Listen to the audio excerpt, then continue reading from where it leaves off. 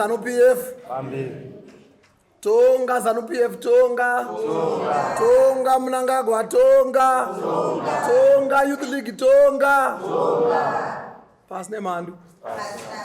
Makadi comrades. Ndinotenda. At this point in time, allow me to recognize the leadership of the National Executive, Secretary for Admin. I want to recognize you, Secretary for Finance, and also allow me to recognize Comrade Paradza in absentia. I know he's got a very big task in his constituency. I want to recognize him in his absence. Members of the provincial leadership, my chairman Oze, I want to recognize you. Directors, the media fraternity, I want to recognize you. Dear comrades, let me take this opportunity to welcome you all to this, probably the last constitutional meeting of the Youth League for the 2023 calendar year. This meeting is happening after our colossal ZANU PF registered an emphatic victory during the recently held 2023 general elections. I wish to congratulate our president and the first secretary of the ruling party, His Excellency Comrade Dr. Emerson Dambudzo Mnangagwa, and the party for a resounding victory. In the same vein, I want to congratulate members of the Youth League who made it as members of parliament, as well as ward councillors. I want to congratulate you all. Furthermore, congratulations are in order for those who were appointed as cabinet ministers and deputies. I applaud our president for his considering members of the Youth League in his cabinet. Myself, I am humbled to have been appointed as the Minister of Youth, Empowerment, Development, and Vocational Training Center.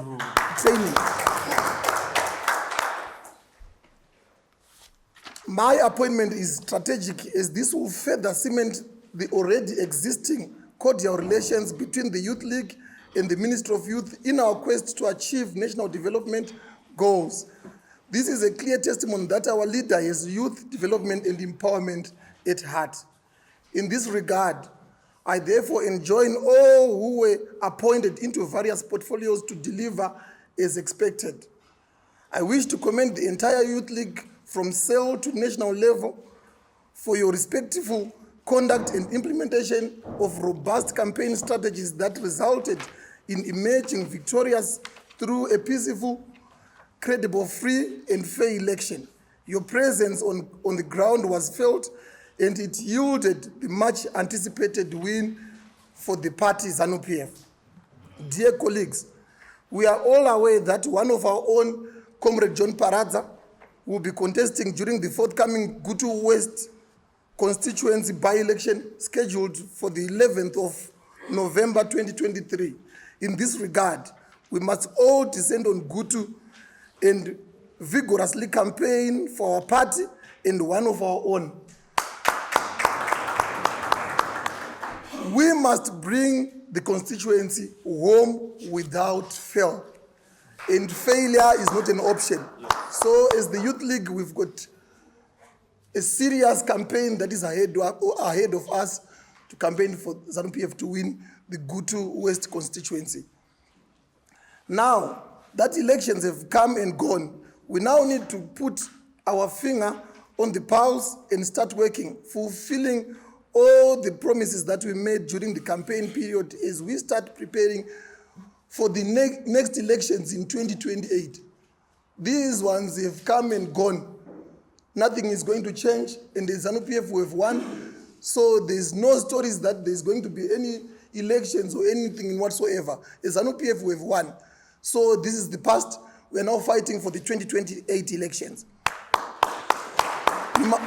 We must come up with a scientific 5-year mobilization and youth empowerment strategy that will keep on monitoring and evaluating our regular intervals. Symbiotic relations with all relevant stakeholders in youth development need to be enhanced if we are able to achieve our set targets without leaving anyone or any place behind. In today's meeting, as you are aware, the party is now preparing for the 20th National People's Conference that is expected to happen in Gweru, the Midlands Province, from the 26th to the 29th of October 2023. We are all expected to deliberate and come up with pointers that will feed into the League's annual report to the Central Committee. In addition, we are expected to craft youth resolutions that will guide implementation of youth programs by both the party and government in the ensuing calendar year. You will notice that in today's meeting, there are no minutes for the previous meeting. For most of the items we discussed during the previous meeting held on the 2nd of May 2023 have been overtaken by events, as the meeting was mainly intended to deliberate on campaign strategies. However, there are some legacy issues such as youth empowerment and employment, land issues, the Haver Person program, and the youth vocational skills training that still need our attention as the national executive of the Youth League. And on another note, this month, on the 25th of October, we are going to be having a anti-sanction day. So, as the Youth League, we know how hard it is and how we're hit by these sanctions. So, we need to stand from around the nation to campaign against these illegal sanctions. So, we must all be aware. I think all of us, we are aware of those of the day, the 25th of October. In conclusion, let me re-emphasize that discipline is of paramount importance in our conduct as national leaders. All that we do in personal capacities or as national leaders is either a positive or negative bearing towards the Youth League. As an entity, let us be constantly reminded accordingly. I wish to thank you all. Ngiyabonga, tatenda. Pamberi ne ZANU PF, pamberi ne kubatana, pasi ne mandu, mazvita tatenda.